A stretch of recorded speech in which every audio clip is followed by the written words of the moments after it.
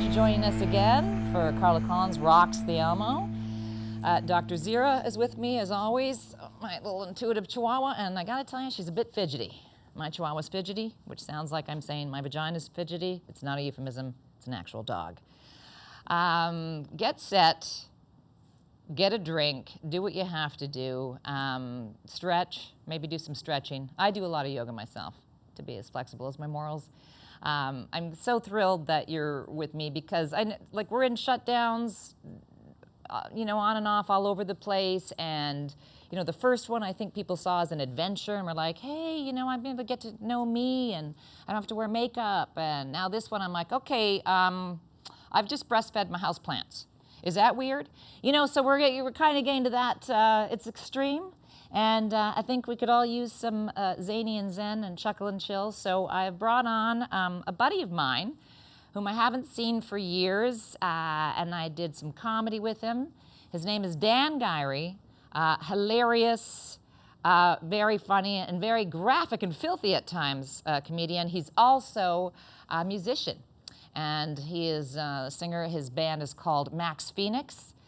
Amazing voice, and I believe he's going to treat us to a song or two today here in this lovely intimate space at the Mocambo. So enjoy, and within seconds I'll be with Dan Guiry. So Dan, good to see you. That's great. I know you enjoy the name because when it says Rocks, R-O-X, it's like... It's cool. What won't they do? It's right? hot. Yeah. It's hot. So I have to say, I haven't seen you in about 8 years. Yeah. And you and I did a gig in Vancouver together. Yes. And both physically and life-wise and everything, I don't think anyone in my life has changed more than you. Because just to let everybody know, when I met you, you were thinner than the plot of Hustlers. Yeah. Like literally. Yeah. And you had a different comedic style on stage. You were doing the guitar and the funny songs. Sure. You were a single guy, I gleaned, because when you were very drunk, I believe... I was out on the prowl. You tried to prowl me, I believe. I offered it. It was there. You put it on the table. If you want to eat it or not, it's up to you, I believe your line was, I don't know if you know this, Carla, but at Yuck Yucks, I have to do the headliner or something. I was just like, okay, listen, kid. Give me a break. Take it easy. It was. I have a photographic memory. I said that? Yes. It's a Yuck Yucks rule. Mark sat me down. It's part of the contract. I need to have sex with the headliner. Yeah, you're like, I don't know if you know this, Not Carla, my policy. It's just like, read the fine print. And I was like, okay. But you should preface this that this was eons ago, before Me Too, before all that. Way before Me Too. It was a way different time back then. You could just... I had the power, though. I was the headliner, you were a famous headliner at that, too. I was being nice, It's kind of rude. No, it was like, you're making me more approachable. It's rude not to offer, Beautiful rude. Lady, a little rude. Exactly. If I were to say no. At this point, I'm like, why aren't they catcalling me? Hey, construction workers, Me Too doesn't apply to you bastards. Come on. Yeah. Well, what are you doing? Hoot and holler. But now you're married and child. I'm hoping you have a child because when I phoned you, you said, sorry, my place is covered in shit. No, that was me. That was me. Yeah, I got a 2-year-old, and he's amazing. Totally changed my whole outlook on life, and probably...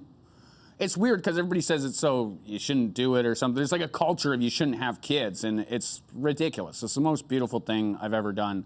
Getting married was amazing. My wife is just a powerhouse of... She pushes me harder than anybody, and I've only ever become a better man every day that I've been with her. Since I've met her. God, that's like the most beautiful... Well, you met me back then. It was a mess. I just want to personally... call your wife and maybe slip her a 20. You know how many women thank my wife? They're just like, thank you for taking that guy off the scene. It's the only reason you're on the show. I'm going to be honest, Dan. I'm like, thank God. I was reading your Facebook posts. I'm like, okay, he's got a chick now. He's got a kid. But you know what? You're so adorable and sweet, and you've got this poetic soul, and I know that you're spiritual.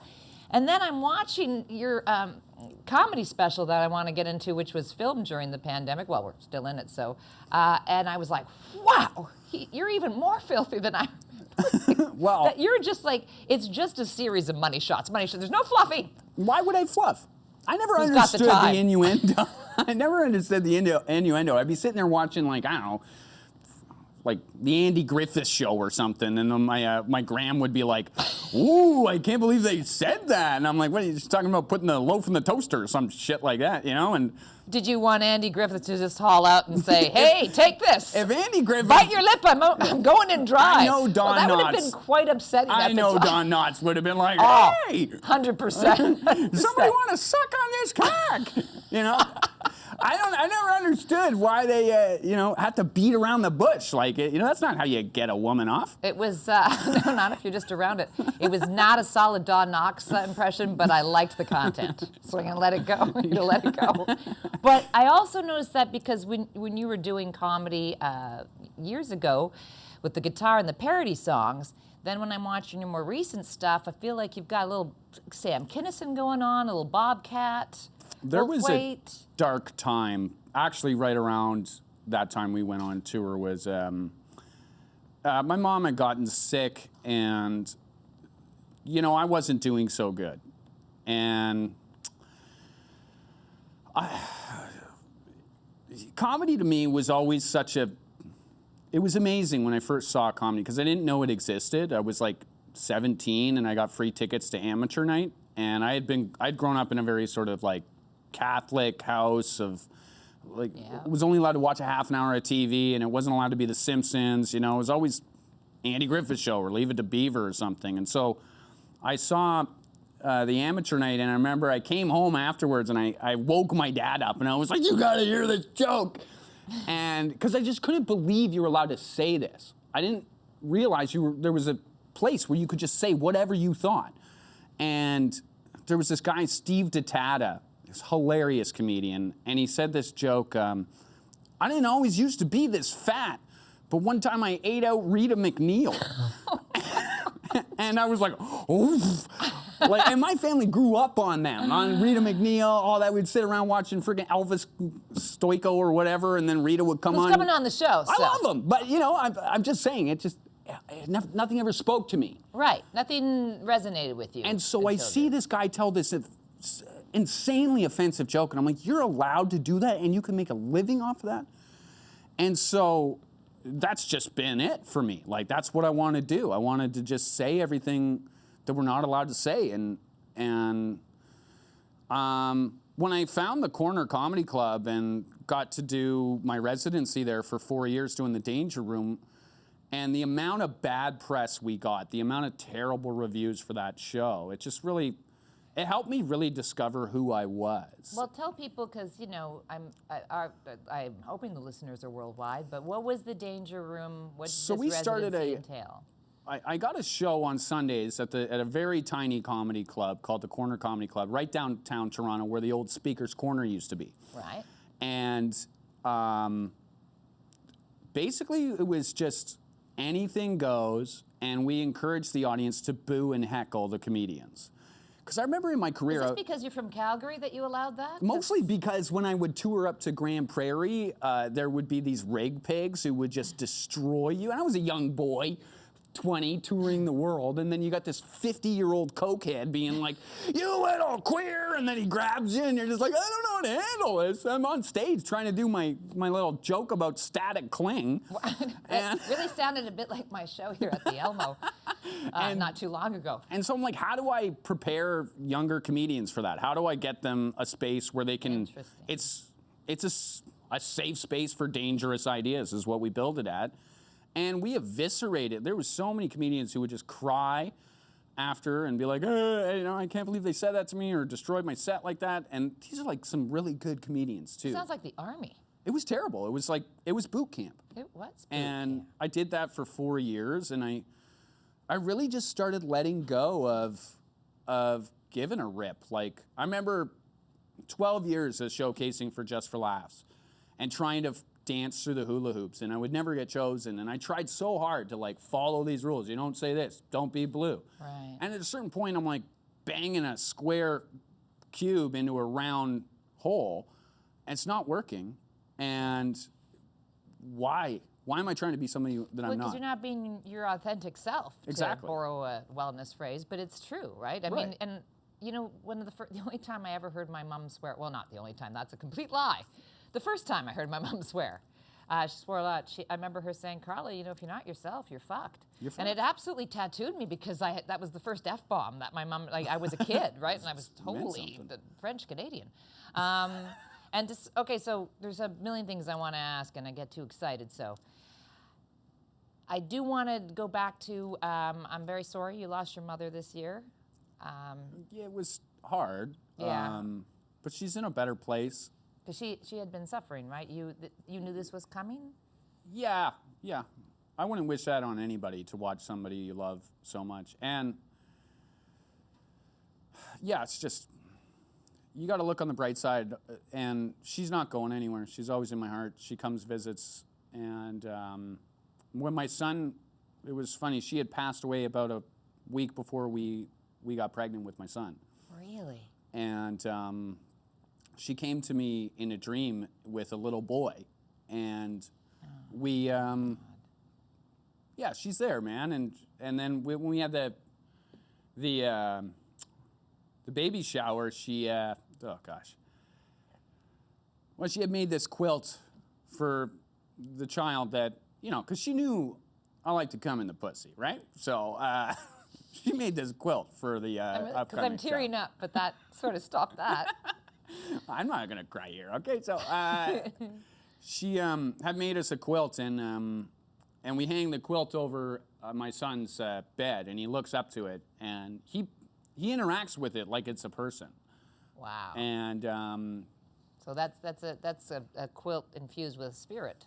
And I know she's there, and there are so many times in darkness where I just I can have a conversation with her, and I still hear her advice and what she would say and how she would push me to be a bigger person in certain moments. And, there's moments when I want to be my lesser self, and I just sort of pray to my mom, and she won't let me. So, and it was really hard, but it was also very relieving in a way to just...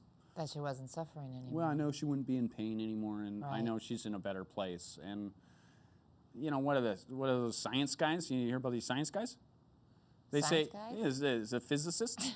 They say energy can't be destroyed That's right. or created. So I believe that, but you hear the echoes from the other side come back to you, and that's true. When you lose somebody, there's no end.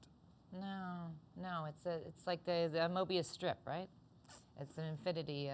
Is that like from a video game? I called my album Mobius Stripper. I don't think anyone got it. Look, Iron Man did one in the last Avengers. Infinity, the okay. Infinity sign. Sorry, I didn't know. I'm not very smart. To give it context, but I bring it up because my mom passed away a few years ago, and because she was my soulmate, and we were ridiculously close, as it sounds like you and your mother were. And it's just I'm still not, it's still something I'm going through. And I do hear her, but I'm also kind of a brat about it because, a hummingbird will be near me, and I'm like, well, look at this hair. Of course there's hummingbirds at all times, like a weird cougar Disney princess. And people are like, oh, Carla, that's a sign from your mother. That's and I'm like, no, I want a real sign. Like I want a glass of white wine to pour itself. She was quite a drink. I want to see a brunette anchor on Fox. I want a huge sign, but really you got to just allow it, right? You have to allow it. And I bring it up because I noticed you doing a joke during your special. I lost my mom. I found her. She's dead. Yeah. And I was like, I love dark humor because, it's slimming. And I'm a fan of it. I think you and I even bonded over it years ago, but I mean now more than ever because I did an entire show. Yeah. And I went on a few days after my mom passed because Scott Thompson, Kids in the Hall, and Meg Excella, who owned the Flying Beaver at the time where I was performing, my mom used to open for me on stage there. And she said, you don't go up now, you may never go back. And I think it was true. And it's the only relief now I get. Do you find that? Is comedy? Well, yeah, that's where I'm like... Or, of course, singing, because you're also a musician. That's where I get frustrated with the sort of zeitgeist in certain pockets of the comedy right now, is that they're trying to tell you shouldn't joke about something. And I always found sorry, I got to give you another anecdote here. My brother's in a wheelchair. He broke his neck when he was 25, and he always asked me to write quadriplegic or crippled jokes, as he would say. And I was always like protective of him, where I'm like, I don't want to make fun of, that. I love you, and why would I make fun of you? And then I sort of realized at a certain point in my comedy upbringing that by not making fun of him, I make him invisible. Yeah.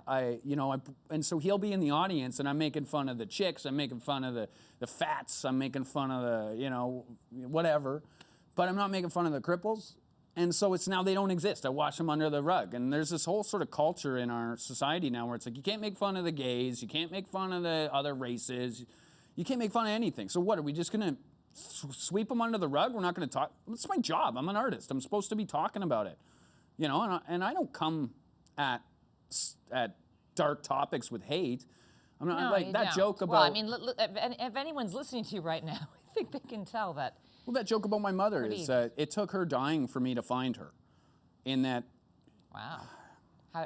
We didn't have the best relationship. You had the soulmate with your mom. I did.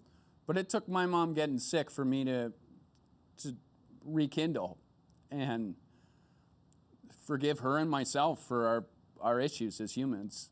And so that was. Why are you making me cry, Carla? Can't we talk about coming in the pussy or some hot asses? It took the that. two things are so close. It took sweetie, it. And I wrote that joke. What a gift, though. I wrote that joke as I watched the life force leave my mom.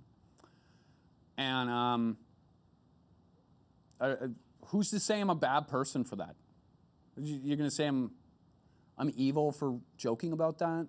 You're fucked. And that's one of the only disdains I have on this earth, is just people who would judge you for the way you see the world, or like silence you, or the book burnings that are going on. There's so many people are trying to discover things, and we're getting in the way of that. And we're telling them, you can't say this, you can't say that. It's fuck you.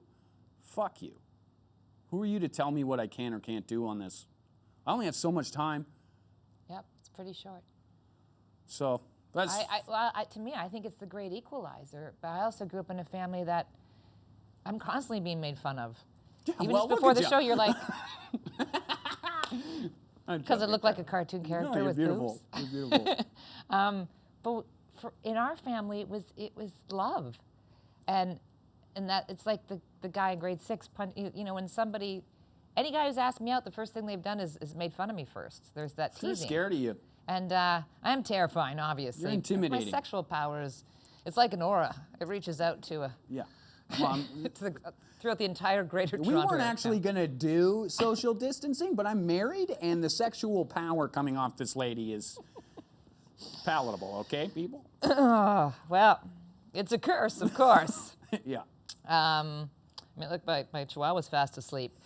I'm just a vessel. It's a higher power working through me. But for me, I've always interpreted it as love, and I'm sure everybody's got a different kind. I don't, subscribe to bullying, but I think when you're in the comedic arena, if we don't allow that extremism and everybody, to me, making fun of someone puts us all on the same level too. If we're all struggling, I think, right now. What everybody wants is equality and be treated the same. Yeah. So when you're telling the story about your brother, to me, yes, the first thing I think of is, well, include me. Well, he wants me to make fun of him so that he's part of the gang. Exactly. Because we all want to be part of the gang, if we're being honest. That's why everybody's struggling right now, because we don't have gangs. There's no gangs. I mean, I'm a Kabbalist, of course, so... Are you a... Oh, I'm going to mess up a Scientologist. We're like the Bloods and the Crips. But we don't really have our tribes, or there's a disassociation now because of shutdowns and everything else going on. I just think of it as there's a fear, and nothing ever is done through fear. Nothing and good. You look at bully or something like that, it's this is the way they were taught love, and it's wrong, and they need to figure it out. But what do they say, that cliche is hurt people hurt people? Yep. I was a hurt person. I was a fucking dickhead. But how did you stop the cycle? I grew up. I learned. I lived life. I realized it wasn't serving me. It wasn't serving anybody else. And I'm not perfect. I'm bad at it. Sometimes I'm a dick to my wife. And she's a saint, so you should really stop that. She really is. And I got to work on it. And I just have to constantly work on it. It's like, there's this idea that you got to look at yourself as if like you're some stardust.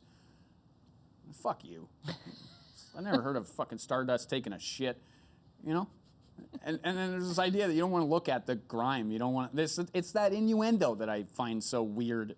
Why are we not? Stardust taking a shit, by the way, is now my. I'm going to get that embroidered on a pillow. It's my, yeah.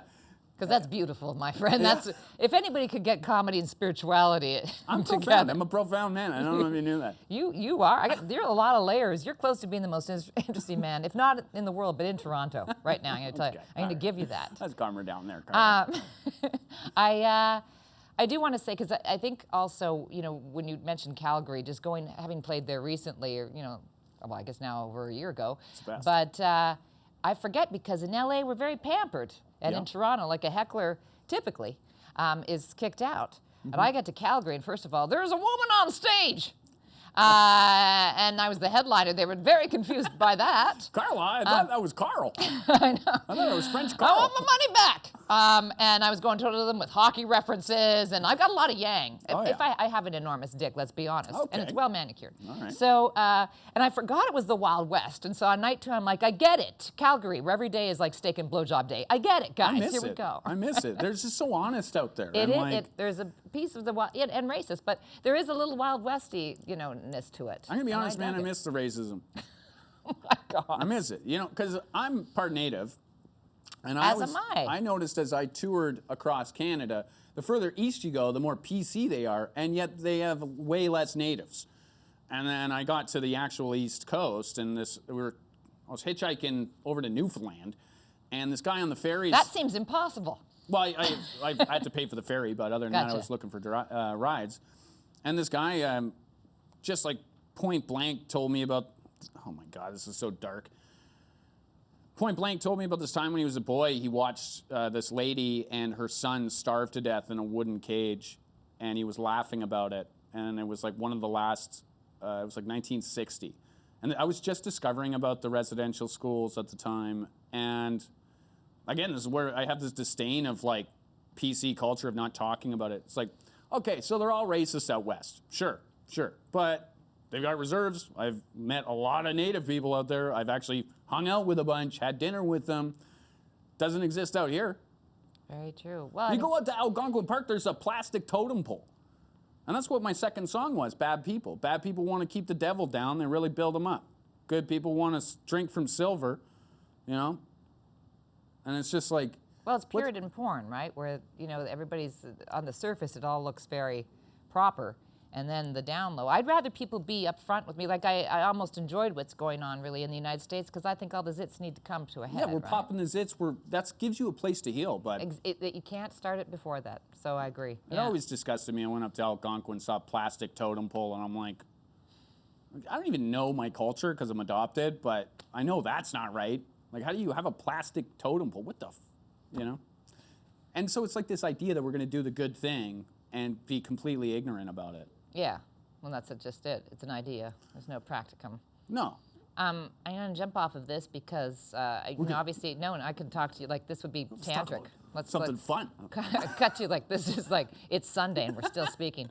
Fun-ish, fun adjacent, let's say. Okay. I just want to, before I leave you, I want to talk about the fact that this year you met your biological family, if you're cool with that, because you just it was pretty amazing. Said you were adopted, and that must have been a life-altering experience. Yeah, it was. I think after my mom passed away, I really wanted to just sort of thank my biological mom for giving me the gift of life, because she didn't have to do that, and it was probably one of the most selfless acts that anybody's ever done for me, other than being adopted and raised by these beautiful people, was... I just needed to make the trek to go find her and say thank you. You know, that was the idea. And actually, it was, again, my wife had done all the work to get me. She did all the detective work. She got me one of these DNA tests. You hear about these things? A DNA test? So they can clone us. So they can clone. The lizard people want to clone us. Exactly, obviously. They gave me the DNA test. Very Illuminati. I jizz in the cup. I send it back to them. They said, we didn't need that. We needed you to spit in it or something. Here you go. You Mike, said DNA. Yeah, well, you said DNA. Did you think it was like CSI Miami? Yeah, man. Horatio's going to come out I gave him a couple loads. Jizz everywhere. I gave him a couple loads. That must be Dan Guiry. Yeah, Thank you. So, you made their job easier, I'm guessing. So I did the DNA test. I found out, about my culture and stuff, and then I started getting these siblings everywhere. And I'm like, I had brothers, like a full brother, where I'm like, what? I have a full brother out there that I never met in my life. Wow. And then my wife starts snooping on Facebook, and she's like, hey, he's this guy and all that. And then she did all the work for me. And then one day I'm talking to my mom on Facebook, and she's having her mind blown because, I mean, it's a little personal. I probably, not my story to tell. But whatever the circumstances were about having to give me up, they were not accurate in her mind. Okay, so she was able to clarify that for you. And that brought a lot of healing with it as well. And it was actually just a beautiful moment. And now my community has just grown, and then it really puts into perspective nature and nurture. Mm-hmm. And what are your thoughts on that? They're both the same. They're like equal. It's like men and women. We're different and equal. Yeah. And we're the same, but completely different. There's certain things that I do that are just totally nurture, and then there's certain things in my family that they don't get because they're completely 1,000,000,000% nature. And I met these people. And I'm like, what? You guys believe in the microchip lizard people too? I talk about that in my family, and they're just like, what are you talking about? Wear a mask. I talk to my family. But I talk to my biological friends, like my sister sent me a bunch of Trump hats, and I'm like, fuck yeah. Oh, man. Well, equal parts. Yeah. Equal parts. Yeah. Well, there's something to be said for him, right? He got COVID, and Corona had to quarantine for 14 days. He grabbed Corona right by the pussy. I gotta tell you, he did make Corona his bitch. He did do that. That's insane. Well, That's insane. I mean, I do a joke about my father saying that, I'm sort of out there single again. Well, I'm in between marriages. Let's call it what it is. But that, when it's dangerous for me to date because my father was a horrible gambler and a huge womanizer, so I have no idea how many half-siblings I have roaming the planet. And so when someone shows up, I'm like, put that AIDS test away, show me your 23andMe, okay? Because I don't want a Game of Thrones sitch here. That's hilarious. Well, and it took me forever to joke about I've only made that joke for the last maybe year or two, Dan, because it was like, when you bring out your skeletons and you're like, okay, here's what's happening with me. There was a large part of my career where I wouldn't get into it because it was just too painful to pick up a pen and write. And I'm sure that's a lot of artists, you know. But then it's our best stuff, right? When we stop caring about what other people think. When you stop being a fucking pussy. That's right. Well, not obviously. Not that you are, but you know what I mean. When you really, it's true, yeah, because that's fear-based, right? It is. It's scary to talk about stuff. It's scary to do this. It's scary to put yourself out there, and why? But it's real, and it helps so many more people because basically we're all on ourselves saying, I'm the only one who does this weird thing. I'm the only one who thinks that ventriloquism dummies are going to come to life and then do me. And I'm not. There's a whole support you're not. group. There's so many people worried that. I have a friend who has sex exclusively with ventriloquist it's very niche, dummies. Yeah. Wow. Well, getting a little wood. Thank you. Yeah. I'm here all night. All right. So I want to touch upon your music. Yeah. Well, the band's called Max Phoenix. And why? Is that a tribute to Max Webster? Because I had Kim on the show. I did see you at Max. Well, yeah, a little bit. Sure. Yeah? I mean, I was a bigger fan of Max Webster than the Kim Mitchell experience. I do love Kim Mitchell, great guitar player, but for whatever reason, the riffs in Max Webster just hit me, man. They just. Well, that time and the tone on his guitar was just. Oh yeah. That's the classic. And plus, white people, according to Dave Chappelle, we hear solid guitar and we're like, oh yeah, that's all I need. My jam. That's all I need. Is a little guitar. I have to say, listening to your whole album, I heard like Bowie, some Crash Test Dummies. Like it seemed there were some '80s influences, and then it took me 10 years to write. Webster. Wow. And so I would be touring because I started as a musician. I had a band. We were actually going to open up for Velvet Revolver in Calgary. We had won a competition. I'm about to open for the supergroup Velvet Revolver at the Saddle Dome. And a week before the gig, our drummer fell off the wagon, started smoking crack, and pawned off all of our gear and the band van and got thrown in the clink. And that night, I'm like crying to the universe. I'm like, I've done everything in my life to be a musician, to fucking rock and roll. And I've worked since I was 5 years old to be a musician. I'm about to open for fucking Velvet Revolver at the Saddle Dome. Are you fucking kidding me? This happens right now. And I'm crying out to God and the universe or whatever. And the phone rings. I'm just like, all I want to do is tour. What the fuck, God? What did I do wrong? The phone's ringing. I answer the phone. It's Mark Breslin. And he had just seen my showcase set from, like, I was doing stand-up as a hobby because I thought it was fun. I was mostly an improviser with the Loose Moose and shit. Right. And I had just been doing stand-up because I'm like, oh, this is cool. And he's like, hey, I saw your set. Stacy's in town, my agent. Do you want to go meet with her? And then I'm like, okay. And then I go meet with Stacy, and then she's like, well, what do you want? We want you on the roster. And I'm like 20. And I'm like, okay, give me the country. I want the country every year. And then I was with Yucks for 12 years, and every single year, unless something was going on in my life that I couldn't do it, I did a cross-Canada tour and hitchhiked everywhere and followed that path that was put in front of me. And so the idea of Max Phoenix is Maximum Phoenix was, I'm going to do this right, I'm going to do it myself, I'm going to be a megalomaniac, and I'm going to make my music my way independently, and I'm not going to do anything anybody else. I'm not going to give anybody any power over this fucking shit. And I'm going to make dope-ass fucking music. And that's what Knife City by Max Phoenix is. It's just me and a producer in a shed beside a fucking slaughterhouse in Alberta, and we spent a month drinking whiskey and making the best rock and roll album I could possibly pull out of my ass. And I spent 10 years of my life on that, writing it, and we got in there and we put it down, and I remember the producer being like, dude, every single one of these songs is fucking dope, and there's 12 songs on there. It's a great album. It's got 35 plays on Spotify, and it'll probably disappear, and I don't give a fuck because it was a piece of work. And that's what I do. I want to put pieces of work out there, and if you like it, check it out, man. There's a donate button at danguiry.com. My music's there, the special's there. It's free, man. But if you want to donate, you want to help me make my next album, I'm here. I'm going to make another rock and roll album. I'm going to make another special. And I just want to make people laugh, and I want to enchant people with music, and I want to rock the fuck out. And I don't care.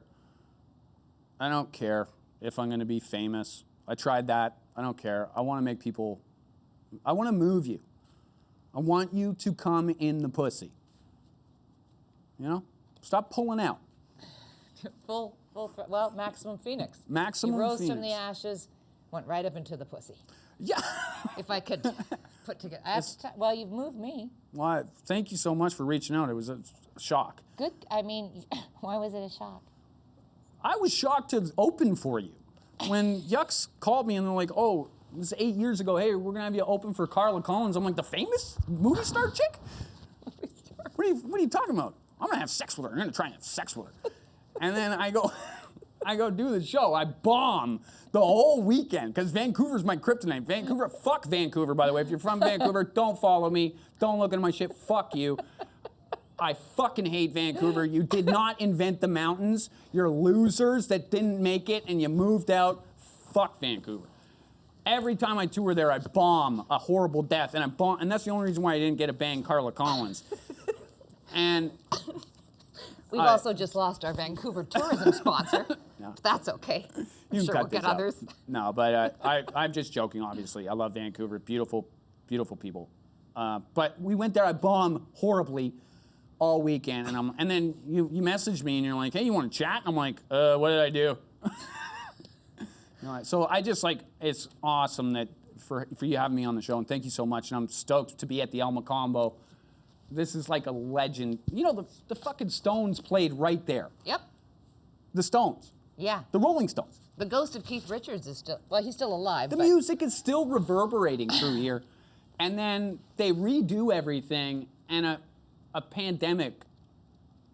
It took a pandemic shutting the place down for them to book me here. So. Well, you know, there is a... I'm stoked. There's an Elmo so record label. I'll put in a good word with Whack. Sure, I love that. Do my thing. If you want to help It me takes with the my next calls. one. I have to say, there's a book in you. Not sexually. Okay. I was like, how did you Jesus. know? The new Ken Follett up my ass, I feel actually. like, for the kids listening, you're not going to get this reference, but it's like when Kramer sold all of his stories to Elaine's boss. This is what I want to do. Like, when I'm down, like, I need an antidote. When I met my biological mother, really, Carla? Whatever. It's Dad's, but it's mine now. I bought it. Phenomenal. I have to say, really, I'm blown away. I didn't know much about you, and I'm glad that I don't do any prep for the interviews, because this was absolutely astounding to me. You're a phenom. If I'd known this, Hot Tub Time Machine, you're getting banged in Vancouver. I'm just saying. Well, I'm just saying. It all worked out. I met my beautiful wife. I have a great family, and I'm. Then he's quick to say, flirts with me the whole show. I volley a nice compliment back. Hey, Carla, back off. I've got a wife. Yeah, back off. All right, I'm married. You know, maybe all I'll right. just do your wife. How's that? I'm thinking of it. This cock's on lockdown. Yeah, at this point, I'm going chicks. You know what? I'd be fine with that. You want to come over for dinner? Everybody's fine with that. And this I'll make a great roast. You know what? I'm not even going to ask, because I think we know what you do to chill. We know. I think you gave us so many beautiful nuggets of wisdom. I don't think, unless there's anything else you want to add. About chilling? Well, just about. I was going to say, you know, who's, like, I always ask people, what is your God? Who's your God? How have you evolved? But you had a whole movie of the week in that Dr. Evil chair. So I unless there's some mic drop that you. We are the universe realizing itself. And don't get in the way of it. And you shouldn't. You know? That's the one mic drop. Be kind to yourself. Be kind to your friends. And just create. Don't destroy. Don't tear down. Just try and love. You know?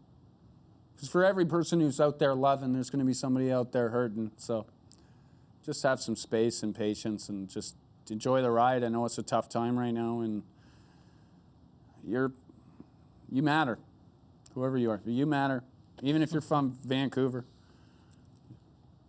Fucking cunts. But anyway, Thanks for sharing this space. Thanks for sharing this Maximum Phoenix, which is now going to be my safe word, by the way. Maximum Phoenix. Yeah. And then we calm it down. Yeah. I'm kidding. I'm very square. I don't know why I keep attempting to tell these jokes. And like, I'm very square. You're badass. You've always been badass. Sure. Thank you, Dan Guiry. Thank you so much, Carla. DanGuiry.com. Yep. Dan Guiry, G-U-I-R-Y. Donate, because, I want to, I don't need the money, but I want it. It's for the kids. It's for the kids. His wife may be knocked up. Yeah, she might be. I'm not kidding. Well, she's if you listen to this special, you'll see how obvious it probably is. Could be a twist. Could be an M. Night Shyamalan ending. We'll see what happens. Twist. Thank you, my friend. Thank you so much for having me. I know we I'd can't. hug you, but we can't. I'm married, Carla. I'm married. Thanks. Ladies and gentlemen, mesdames et messieurs. Oh, I know it's arousing when I speak French. Please welcome to the Elmo stage, Dan Guiry.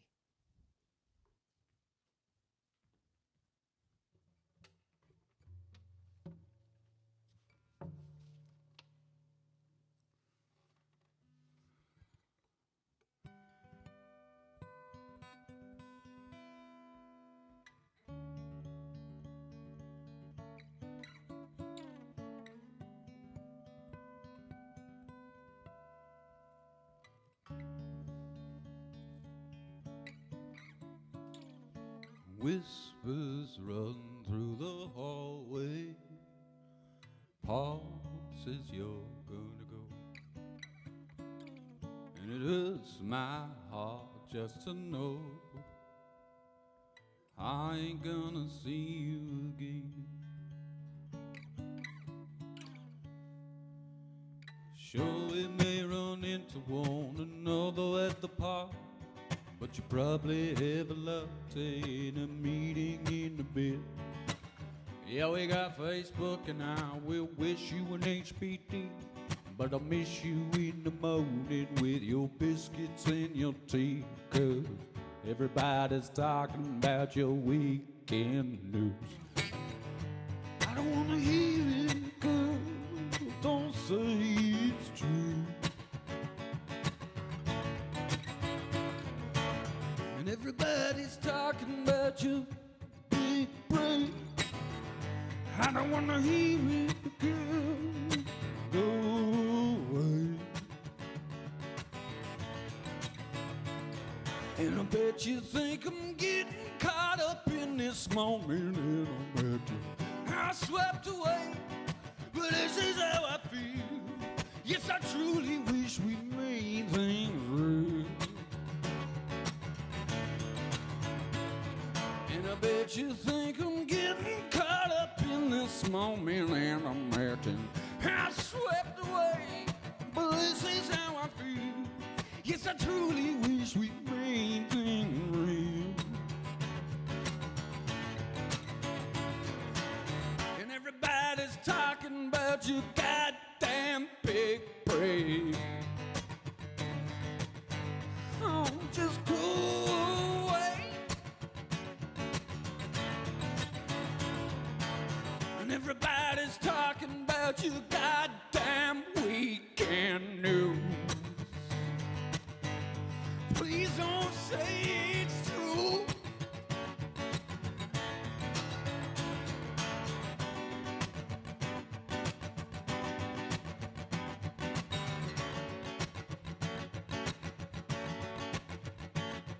And a whisper lost never grows.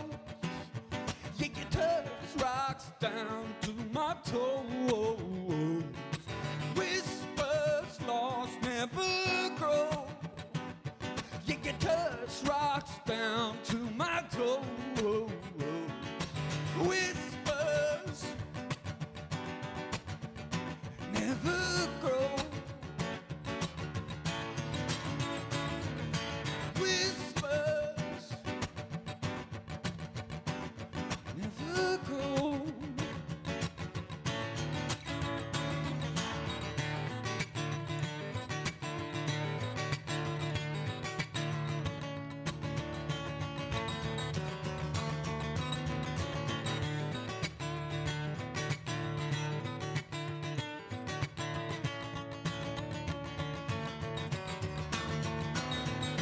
Whispers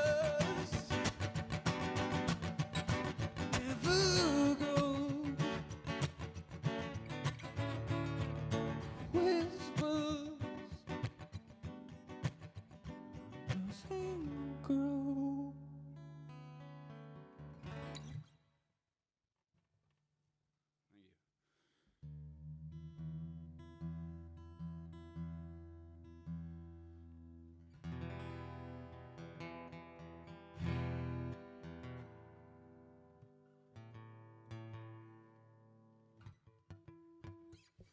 Song's called Bad People. It's off my band's album Knife City. The band's called Max Phoenix.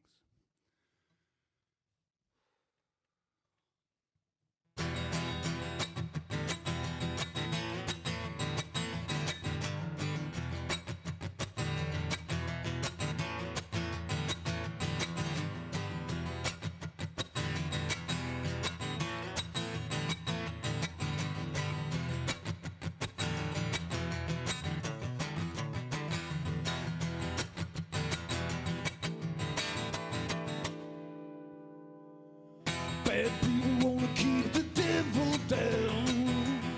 They really build him up. Good people wanna pray to Jesus and drink from the silver cup. Ooh.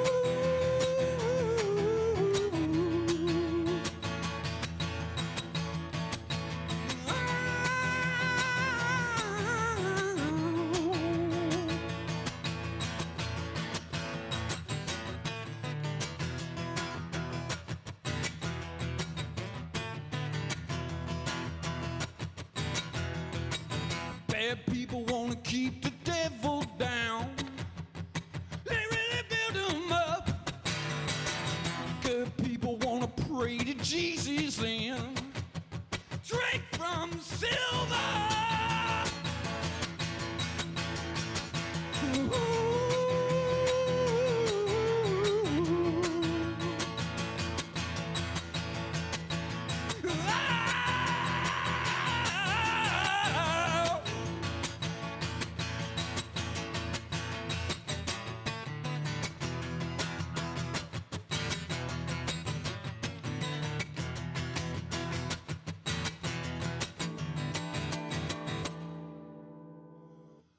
my people wanna burn the whole world down, and we don't give a fuck.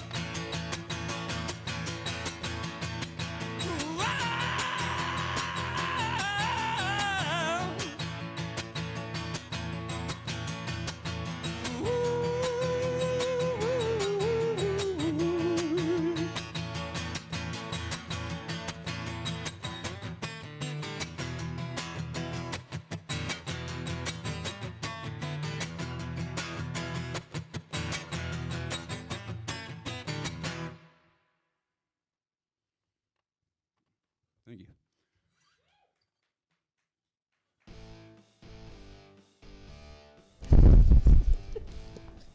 Oh, I'm sorry you've caught me with my new younger boyfriend.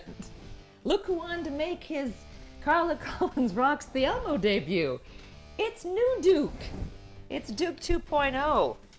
He's a beautiful boy. Look at that, gorgeous. Yeah, that's a little downward dog. He just got up and walked right into frame. He's a show dog.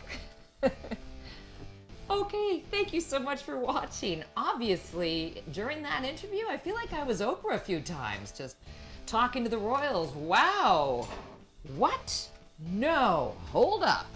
That was a wild ride. It had all the feels. Thank you so much, Dan Guiry, for being our guest.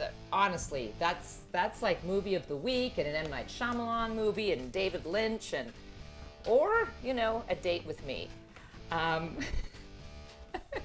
I can't believe this giant Great Dane is negotiating around our home studio and lights. The magic of all of us working from home. I love it. Okay, what? It's time for a Fluvog kick. I don't know why I'm saying that like I'm German. I probably shouldn't do a kick in a German accent in the same, I'm this close to being canceled. Okay, so a little bit of housekeeping. Coming up in early April, I'm thrilled to announce that, remember that little window where some things were open last year? I was able to do a couple of performances at the iconic Mocambo in Toronto. Ergo, why we're doing this show, Carla Collins Rocks the Elmo. Now you're hearing Duke take a few thirsty sips, and in no way am I distracted. Well, once again, ladies and gentlemen, Duke. We were able to record an album, and I'm very excited because it's pretty thematic for 2021.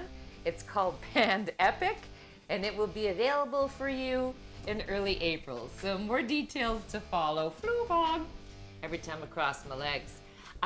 So I thought who would be a great person to quote after Dan Guiry's incredible, emotional, every, type of adjective you could imagine. Is Duke blocking me now?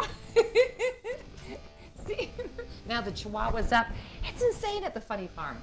Well, I landed upon Charles Bukowski, one of my favorite writers, because I feel like that's keeping with Dan Guiry's general theme.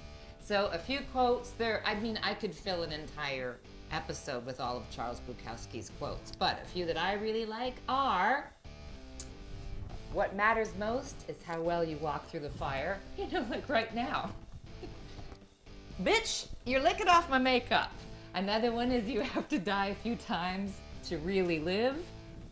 Another one is sometimes you climb out of bed and you think I'm not gonna make it, but you laugh inside, remembering all the times you felt that way and did. It's now sitting on me, and finally, life is as kind as you let it be. Is this sexual harassment? No, I'm not doing this again. All right, from Duke, myself, Michael Stewart Webb. That's Duke's daddy. Everyone here at the Funny Farm in the Mocambo, thank you so much for watching this fabulous episode. Thanks for performing and the wonderful interview again, Dan Guiry. And I don't know what to say, embrace. Just live in every moment. Like I do with the dogs. Still like them better than people. Love you. Have a great week. I mean, people, I'm not getting paid enough. I'm not getting paid at all. Okay, again. His ass right into the light. If anybody's ass is going to hit a light, it's going to be mine. Working on my ass now through the whole pandemic. Life's as kind as you let it be. I thought I was letting it be kind.